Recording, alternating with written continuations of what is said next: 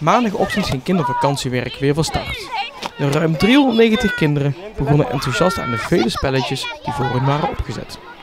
We zijn dit jaar vroeg in het jaar, dus, maar het is niet te merken aan een aantal kinderen. Vorig jaar zaten we midden en we zitten om even gelijke aantallen. Dus ik denk dat dit het aantal wel is voor de aankomende jaren.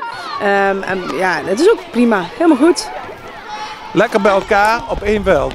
Ja, we zitten tegenwoordig lekker op één veld, dus dat is wel fijn. Jong en oud zitten allemaal bij elkaar.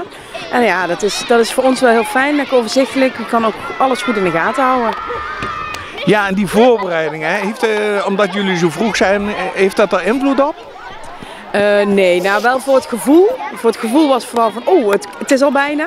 Maar verder is het programma op zich, nee. Dat is allemaal mooi in de planning staat het mooi weggeschreven. Jullie hebben een hele mooie lange slogan, maar vat hem even kort samen. Wat is het thema dit jaar? Ja, het thema is ruimte. Dus we gaan proberen het thema ruimte zoveel mogelijk terug te laten komen in de spellen of in afbeeldingen of puzzels. En ja, ik hoop dat het een beetje lukt. Hoe ziet de rest van de week eruit? Voor het eerst gaan we weer richting de sportvelden met sportactiviteiten. Daar hebben we weer verenigingen die ons helpen. Red Stars komt helpen, de atletiekvereniging, de handbal, de hockey en de voetbal volgens mij. En ik hoop dat ik niemand vergeet, maar dan zitten we in ieder geval bij de Wetteling in de buurt. En ja, vrijdag gaan we natuurlijk naar het uitstapje. Zoals altijd, ga je niet verklappen. Nee, precies. Dat houden we nog even geheim. Maar ja, ook dit jaar is het ons weer gelukt om het uitstapje toch te behouden. En hebben er ook heel veel zin in.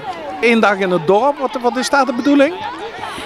Ja, ik geloof dat we in het dorp gaan we een soort escape room-achtig iets doen.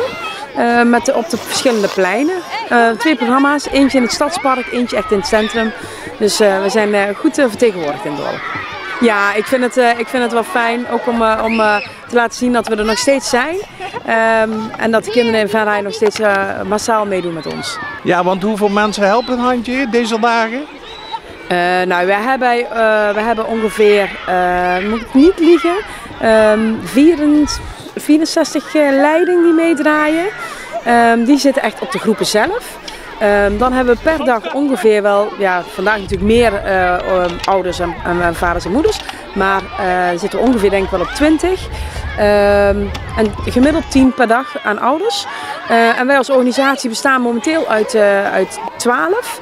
Er gaan er dit jaar helaas een paar ons verlaten. We hebben wel wat nieuwe aanwas al, maar we kunnen altijd wel nog wat organisatieleden gebruiken.